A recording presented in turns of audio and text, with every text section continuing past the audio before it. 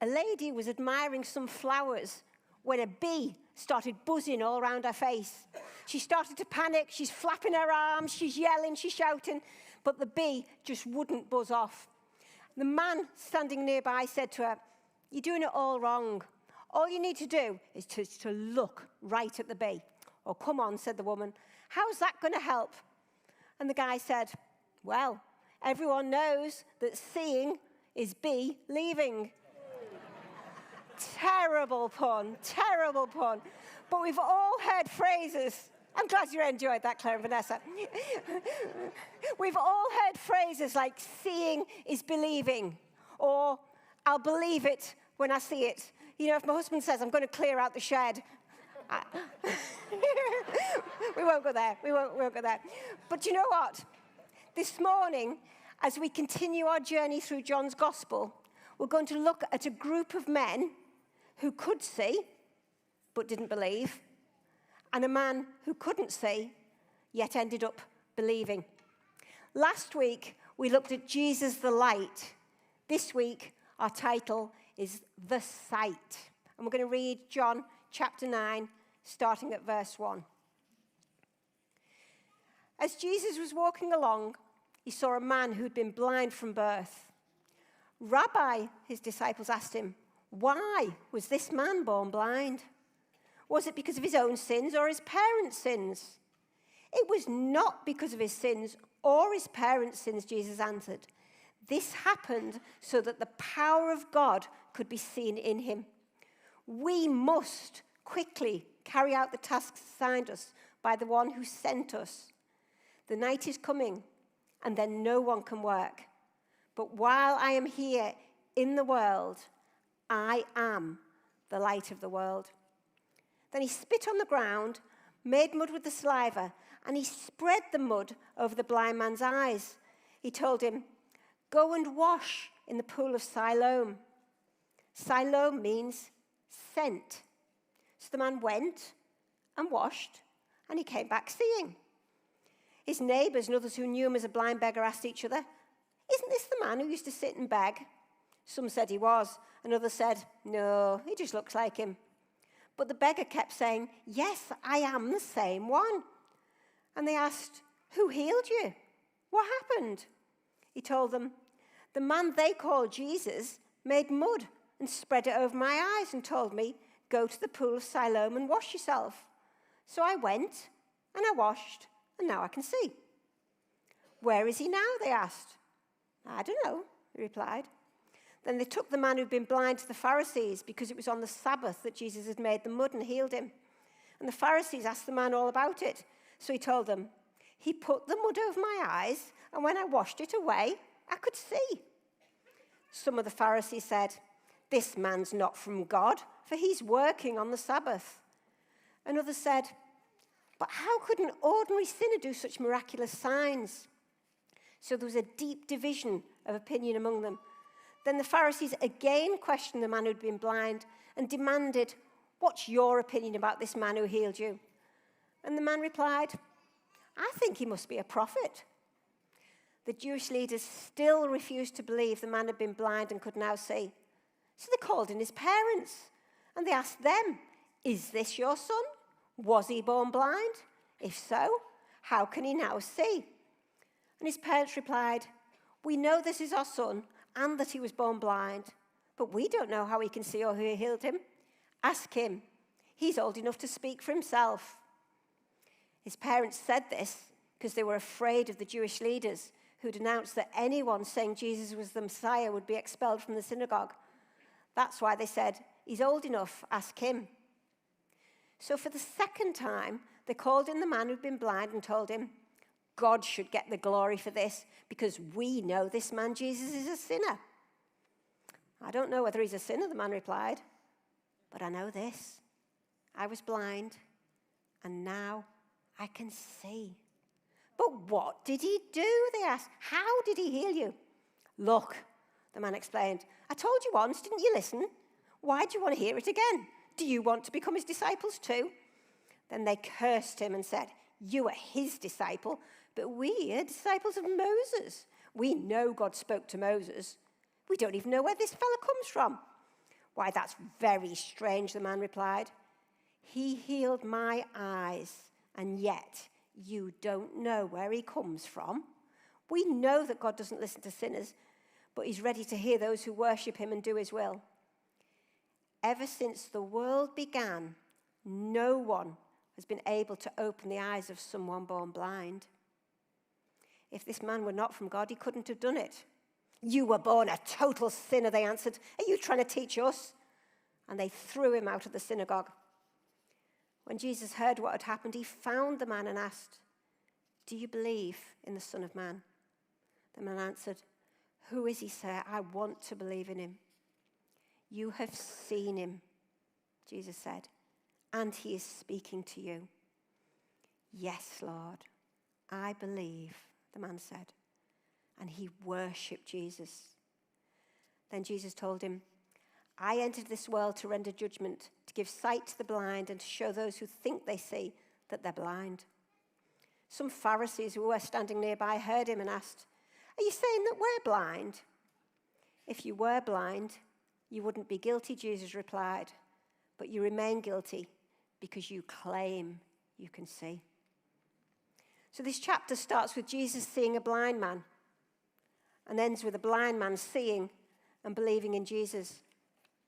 This man has spent his whole life in constant darkness. He's never seen flowers or bees.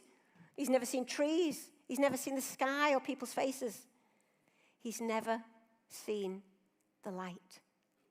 This man didn't come to Jesus. He didn't even know who Jesus was. The blind man may not have seen Jesus, but Jesus sees him. In biblical times, there was no welfare system, no personal independence payment. This man's only income was from begging. He was a despised and rejected member of society, and it was a commonly held belief that blindness or other infirmities were due to sin or disobedience, and that the sin of the parents could be passed down to the children. Jesus, however, rejects this traditional Jewish view, and he says that this man's blindness is an opportunity for God's power to be displayed. Instead of always looking backwards and asking why something has happened to us, we need to look forwards and see the challenges we face as opportunities for God's power to be displayed. The disciples see the blind man as a topic for a theological discussion. The man's neighbours have never given him a second glance. They're not even sure he's the same man. But unlike everyone else, Jesus doesn't despise or disregard this man. Jesus sees him. And he doesn't regard the man's blindness as something to justify, defend, or discuss, but as something to remove. The blindness isn't the work of God, but the healing is. And it's striking that in verse 4, Jesus says, "We must quickly carry out the tasks assigned us by the one who sent us.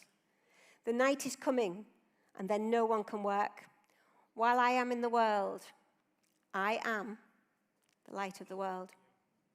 The "we" that Jesus is referring to is not just the disciples who were with Jesus on this occasion, but you and I and all who follow Jesus. Because on another occasion, Jesus says, "You are the light of the world." Rather than just walking past people or debating why they've ended up where they are, we must see people like Jesus sees them. And our words and actions should point those in darkness to the one who is the light of the world.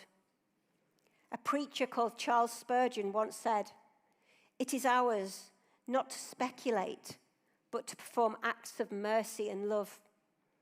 Let us be less inquisitive and more practical, less for cracking doctrinal nuts and more for bringing forth the bread of life to the starving multitudes."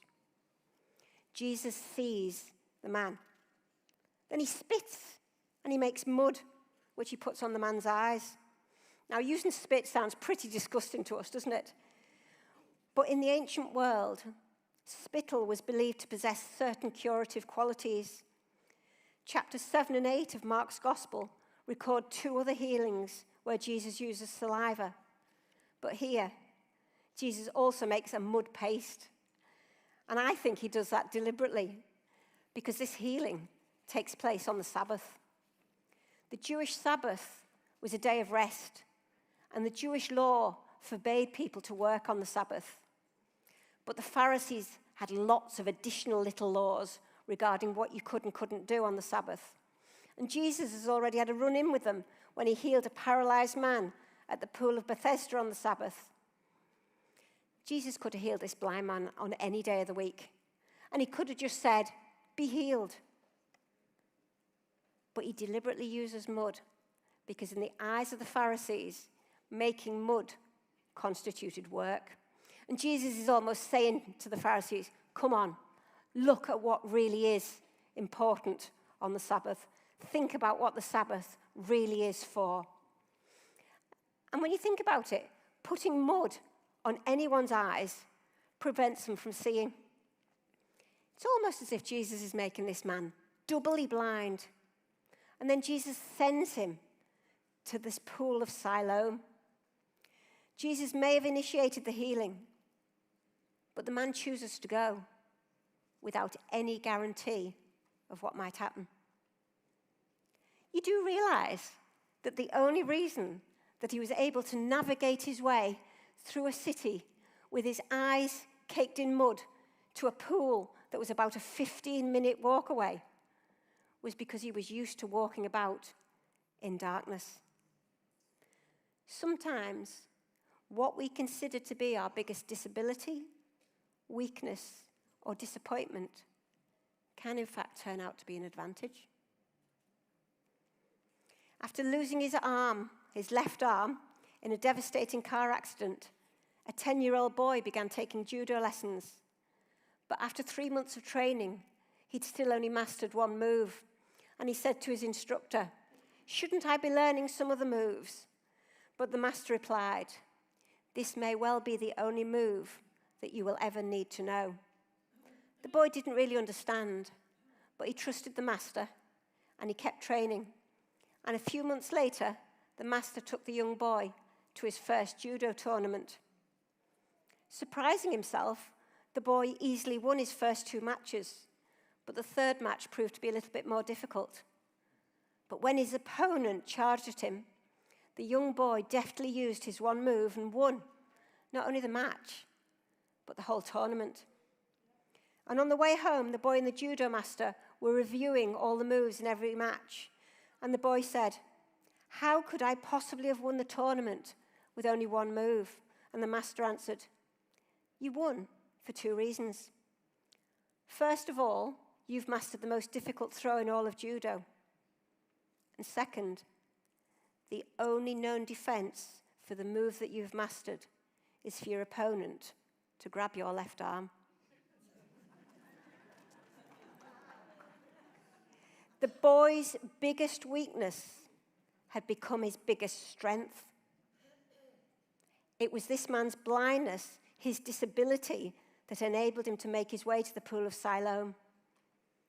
We need to realize this morning that God can work through whatever disability, disadvantage, or difficulty we may face, because he really is our living hope. I think we've got a photo here of the pool of Siloam, which was a source of fresh water within the walls of ancient Jerusalem. The name Siloam means sent, and that was because water from the spring of Gihon, north of Jerusalem, was sent by gravity into the city through a tunnel built by King Hezekiah. And according to rabbinic tradition, this pool was known as Messiah's pool. And we heard last week how water from this pool would be used in the temple during the Feast of Tabernacles. The healing of the blind man at the pool of Siloam is the 6th of the 7 signs that John uses in his gospel to draw our attention to something especially important. Because although there are many miracles recorded in the Old Testament of the Bible, this is the first time we ever hear about a blind man having his eyes opened. And this is hugely significant because hundreds of years earlier, Isaiah had prophesied that the Messiah would one day come to open eyes that are blind, to free captives from prison, and to release from the dungeon those who sit in darkness. When John the Baptist was in prison, he sent his disciples to ask Jesus, "Are you the one who is to come, or should we expect someone else?" And Jesus replied, "Go back and report to John what you hear. The blind receive sight, the lame walk, those who have leprosy are cleansed, the deaf hear, the dead are raised, and the good news is proclaimed to the poor." Did you hear the first phrase out of the mouth of Jesus? The blind receive their sight. Not only has Jesus just opened the eyes of this blind man, he did it by sending him to Messiah's pool, to a pool whose name means sent. Throughout his gospel, John has repeatedly told us that Jesus was sent by God. John chapter 5, "And the Father who sent me has testified concerning me." John chapter 6, "No one can come to me unless the Father who sent me draws them." Chapter 8, "I am not alone. I stand with the Father who sent me."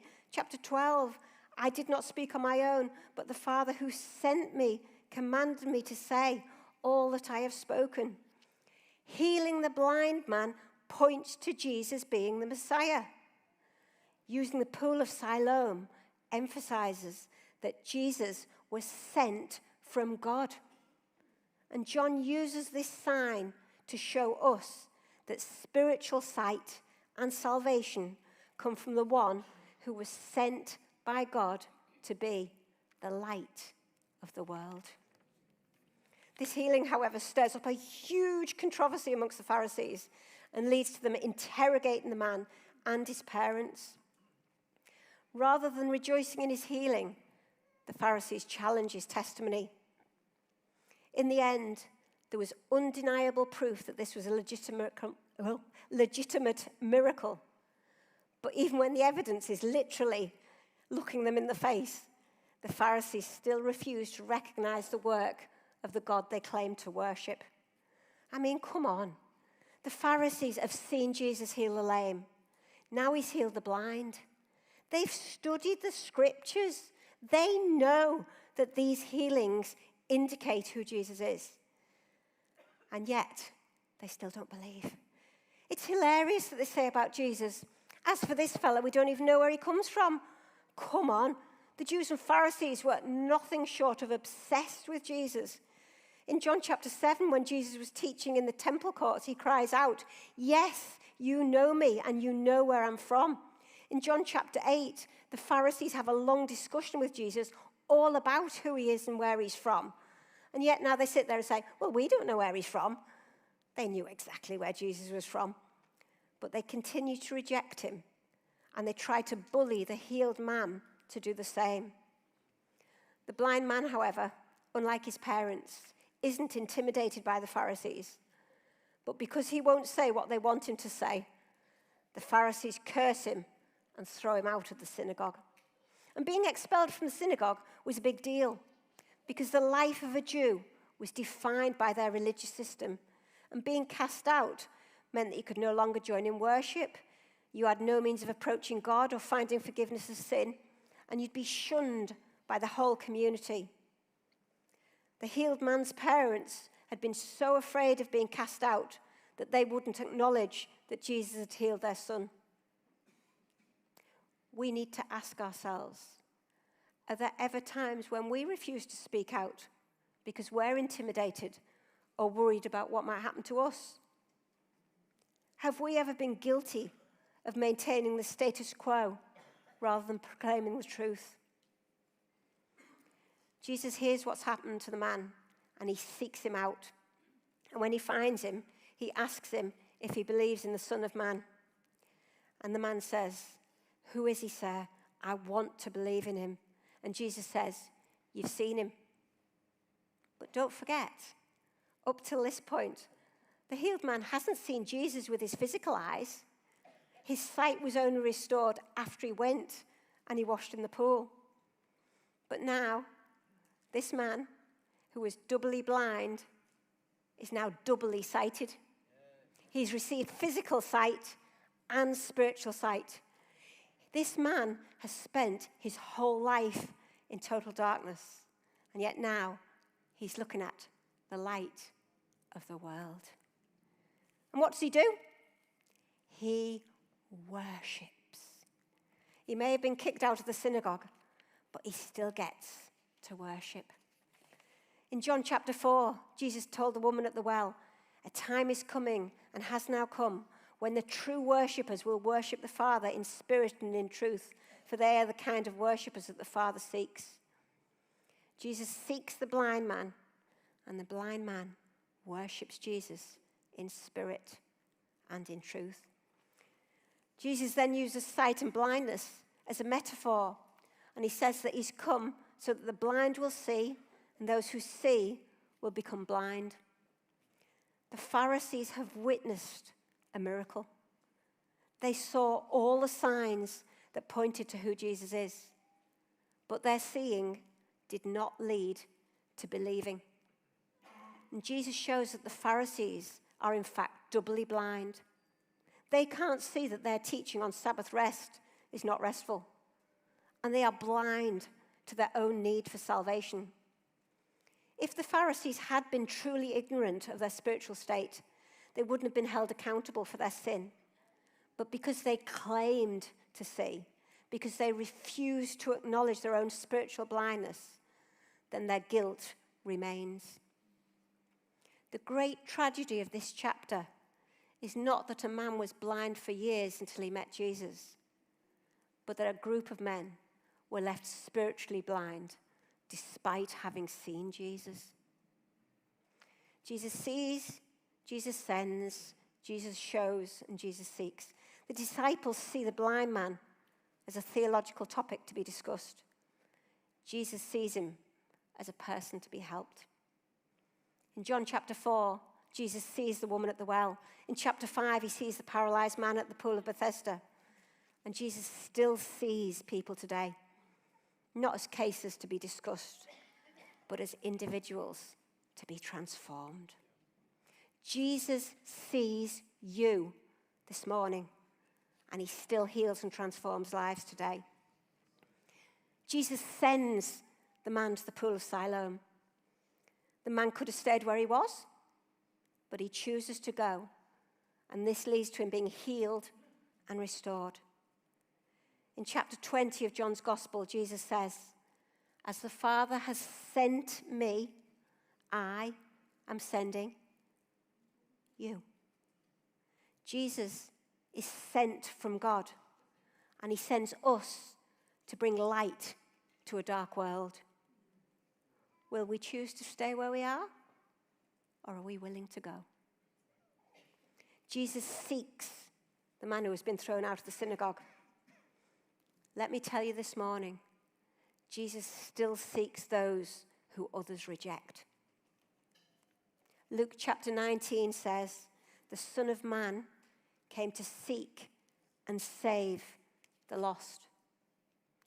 If you are feeling lost this morning, know that Jesus is seeking you.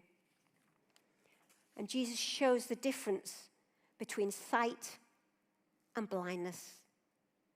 When some followers of Jesus were walking along the road to Emmaus, although their physical eyes were open as they walked along, it wasn't until their spiritual eyes were opened that they understood, that they saw, that they recognized who Jesus really was. We need to realize this morning that it is entirely possible to be in the presence of Jesus, to walk and talk with him, and still not fully recognize who he really is. When our spiritual eyes are opened, we too will worship, and we will proclaim, "Amazing grace. How sweet the sound that saved a wretch like me. I once was lost, but now I'm found. Was blind, but now I see." My brother-in-law died earlier this month, and for the last 10 months of his life, he was completely blind. And many older people, although not completely blind, suffer from cataracts, which lead to impaired vision. I think it's possible, particularly for those of us who've maybe been Christians for a long time, to suffer from spiritual cataracts, to become set in our own way of looking at things, and to perhaps become a little jaded, judgmental, or caught up in our own traditions. If we need either our eyes opening for the first time this morning or our spiritual cataracts removing, Jesus is the sight. A missionary doctor in China looked out of his clinic window one day and he noticed a farmer who'd recently had his cataracts removed. And this farmer was holding onto the end of a long rope. In single file, holding onto this rope, were several dozen blind Chinese men who this man had rounded up and he has led for miles back to the clinic so that they too could have their sight restored. God sent Jesus to seek and save the lost, to bring sight to the blind, and to free those trapped in darkness. May we be a people who declare the praises of him who has called us out of darkness and into his wonderful light, so that others may see, believe, and receive life in his name. And may we be those who worship in spirit and in truth, the one who really is the light of the world.